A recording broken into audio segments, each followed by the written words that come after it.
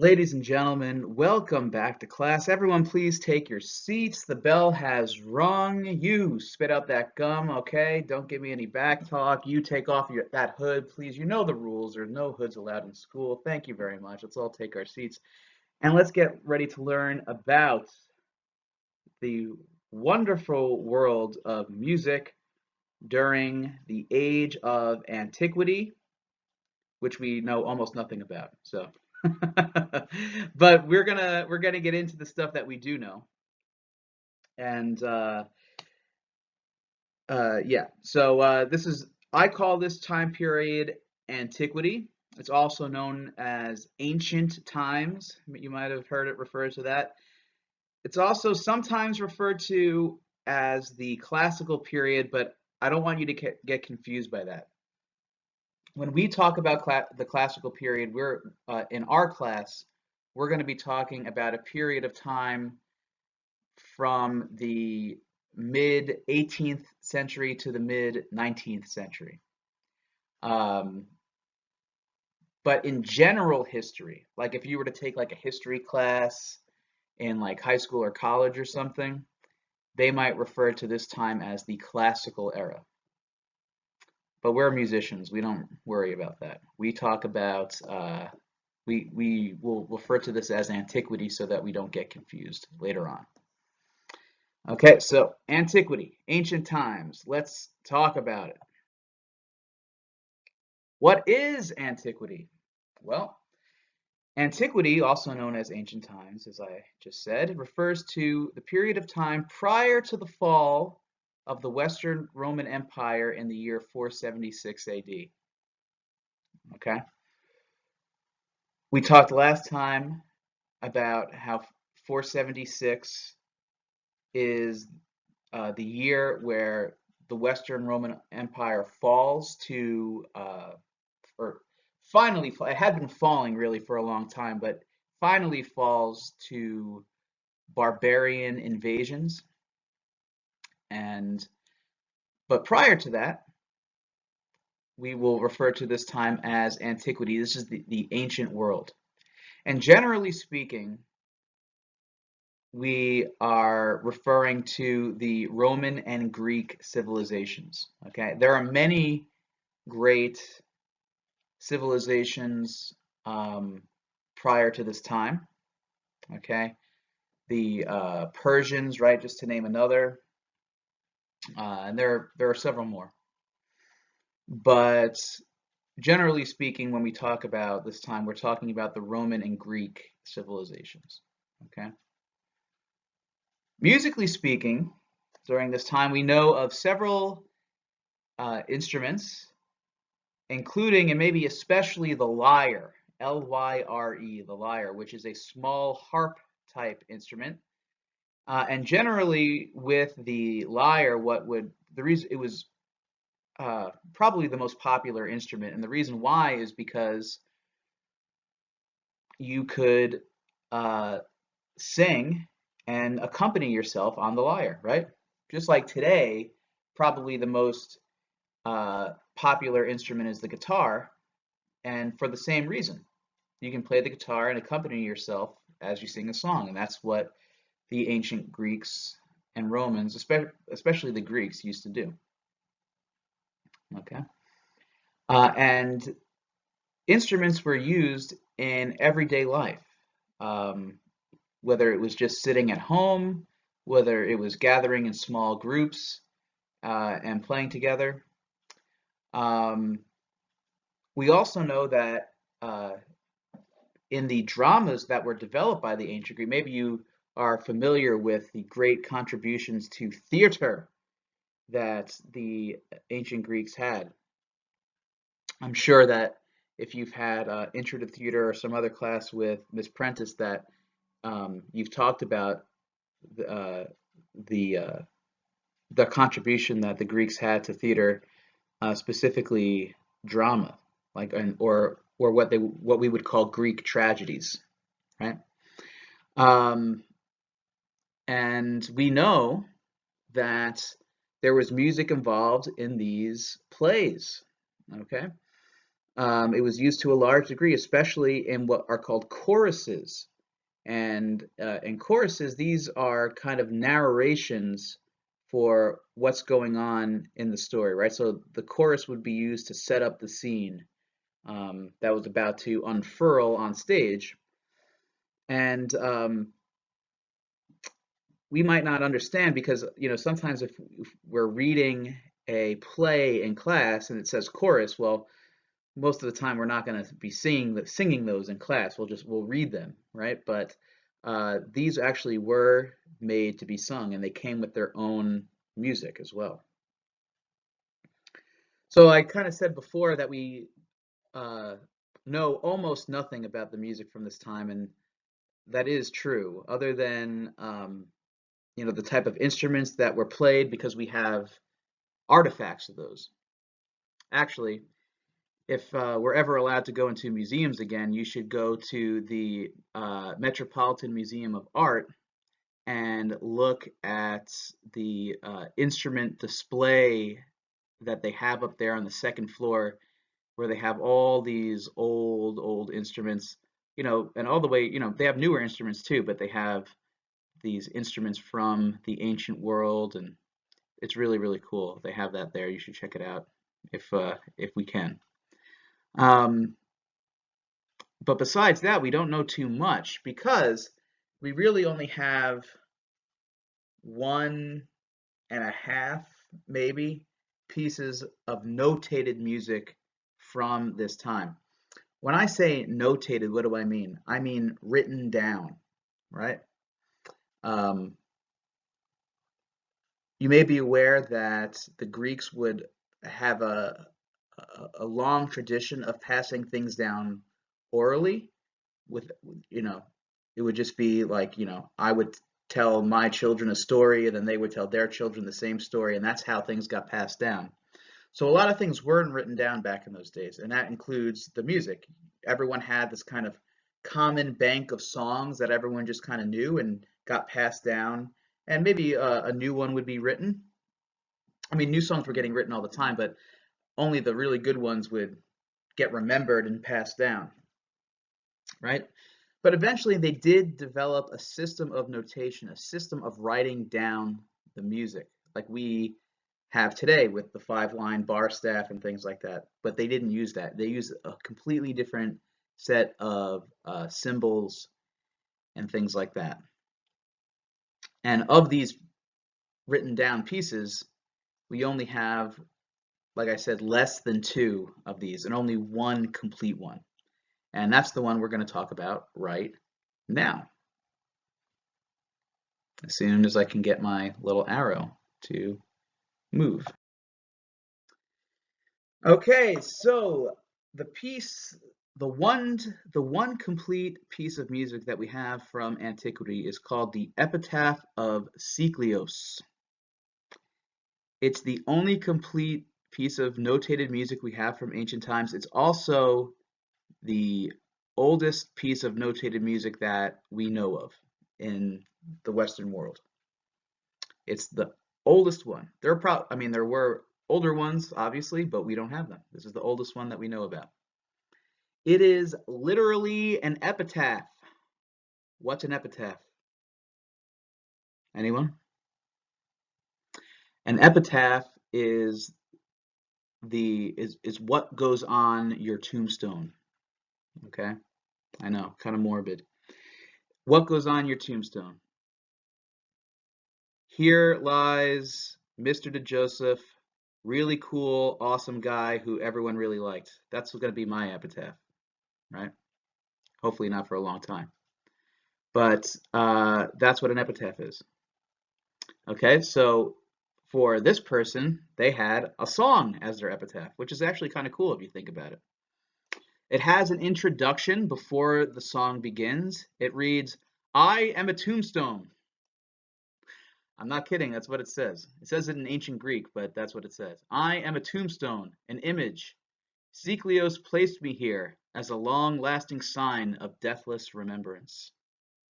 Kind of beautiful, actually. And then it gets into the song. And the text of the song, the lyrics, are as follows. This is the words to the song. While you live, shine, have no grief at all. Life exists only for a short while, and time demands his due. So what's that saying there? That's saying life is short, so live, get out there, shine, right? Um, Basically, this is ancient Greek for YOLO, right? I don't know. Well, but I mean, but it's said in a much more beautiful and poetic way, right? While you live, shine, have no grief at all. Don't bother feeling sorry. Why? Because life is only here for a short time. We have a short time on earth. Time demands his due. Time catches up with all of us, so live while you can. As I said, it is the oldest known piece of music anywhere in the world. It actually dates back to the 1st century. That's pretty old. We're in the 21st century, right? Century's 100 years. I'll let you do the math on that one. It is written in ancient Greek, and it was found in the 19th century in what is now modern-day Aden, Turkey, which is a small city near Ephesus. Ephesus is one of the major cities in Turkey. It's one of the oldest cities like in the world, right? It's like in the Bible, right? Letter to the Ephesians. That's where they lived, Ephesus. So it's found right about there.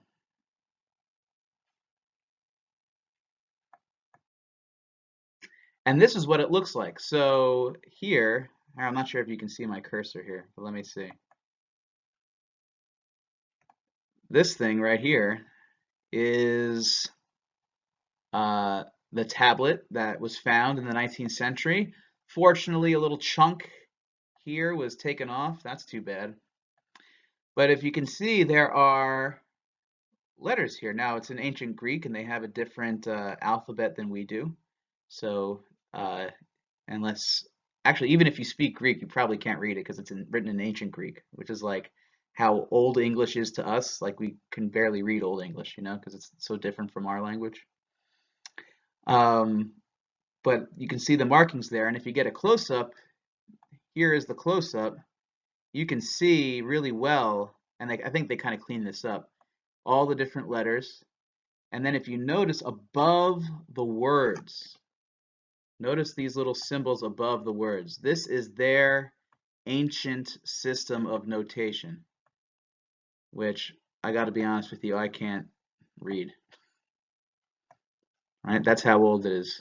Even I can't read it. Okay? All this stuff, this is music. So if you were a musician in ancient Greece, you would definitely know what to do when you saw these symbols. And typically this would be played, like I said, accompanied on a lyre with a person singing. But guess what? Even though I can't read it, that doesn't mean nobody can.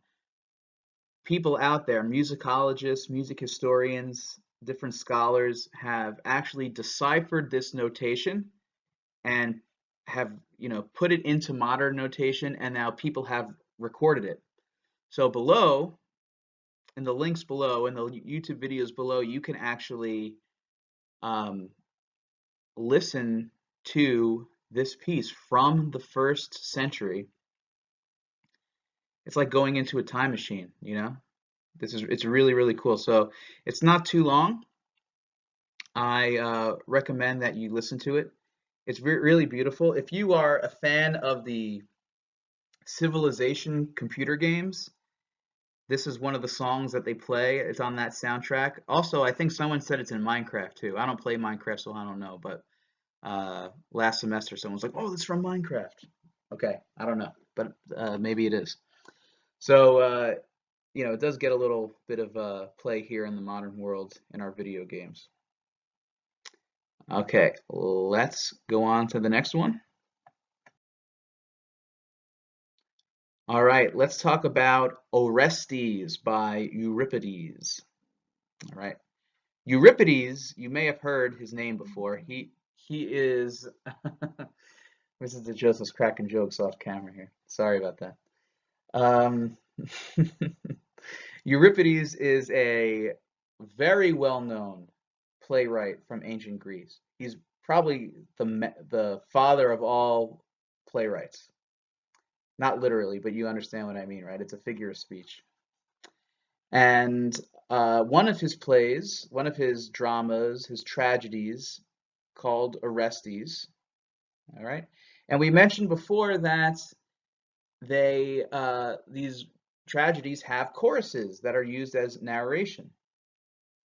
Well, we have one of the choruses, one of the original choruses from Orestes by Euripides. However, we only have a fragment of it. We have a tattered and torn piece of parchment or papyrus or whatever they were using as paper back in those days, with some, very kind of hard to read marks on it. But we have it. I'm going to show it to you on the next slide. Notice when I show it to you that they have musical notation written above the text, just like in the Epitaph of Siklios. And it was commonplace back in those days for the playwright to write the music for the choruses. If this was written now, probably they would hire that out. But back then, the playwrights would do it themselves. So what you're about to see, most likely, is Euripides' own handwriting, which is pretty cool, right? That is pretty cool. So I'm going to show that to you in just a second. Now, I said we only have a fragment of it. However, based on what we do have, scholars, musicologists have worked and they have extrapolated it into, and they've used to their best knowledge to complete the piece, to fill in the blanks that we don't have. So what you're going to hear, and I'm going to link it below, is really, really smart people's best guess as to what the whole thing would sound like. Okay, based on what we know about the time, as far as what instruments they had, what we know about the notation that we do have, and then what likely would be there, or what would make sense to be there, if we did have the full thing. So that's linked below too. Okay, the chorus from Orestes by Euripides. All right, let's check out the paper. So here it is, the chorus from Orestes. You can see it's on this. This is all we have, this very tattered and worn and ripped piece of paper, for lack of a better word, right? Like I said, this is probably parchment or papyrus or some old version of paper. Here is the text. Okay, those are the words that the singers would sing. And then we have little symbols here. Here's another one. Here's another one, right? This is the musical notation. So this would be like, oh, I sing a C sharp on a quarter note, right? That's what this would be. It's not as precise as that, though. See, that's the hard part about this, is that this notation is not nearly as precise as the notation that we have now. So it's a lot is left up to interpretation of the performers. Okay, so that's going to be it for us for today. Listen to the links below and get a good grasp of this music. I think it's just really interesting. I think, this is like, have you ever wondered to yourself, hey, what was the first song? Well, I mean, these aren't the first song, but it's like this is like as old as we can get. So it's pretty cool. Next time we're going to start the Middle Ages. Okay, we're going to start the Middle Ages, and we'll learn about how our more modern system of notation, of musical notation developed over the many centuries. I know that sounds super exciting, doesn't it? But we'll talk about some other fun stuff. Um, Please keep your eyes peeled to our Google Classroom because I'm going to announce the date of a quiz coming up shortly. Okay. As far as the quizzes go, they do count. They will be graded. They will count in your final grade. Um, but we're kind of going on the honor system with the quizzes. I'm going to ask you to just take notes on what we've done so far, but to use them to study, but not for the quiz. Now, I understand there's no possible way for me to enforce that, but I'm just asking you as like one human being to another, like don't use the notes to while you're taking the quiz. Okay? The quizzes will only count for a small portion of your grade. However, projects are going to be a much bigger one, and I'll in the next couple weeks, assuming that we don't come back to school, I will be giving out the projects probably in the next week or two. Okay, so keep your ears peeled for that and your eyes peeled on our Google Classroom. If there's any questions, let me know. My office hours are every day, Monday through Friday, 1:30 p.m. to 2:15 p.m. Not really getting a lot of questions during my office hours. I get a lot I get a bunch of small questions throughout the day, which I try to answer as promptly as I can. But um, if you have any major concerns, big questions, if you're completely lost, please reach out to me. It's better that we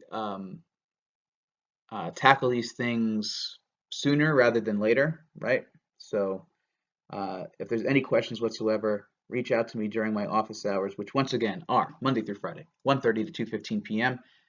Hope you're having a great day, and I will talk to you very soon. Goodbye.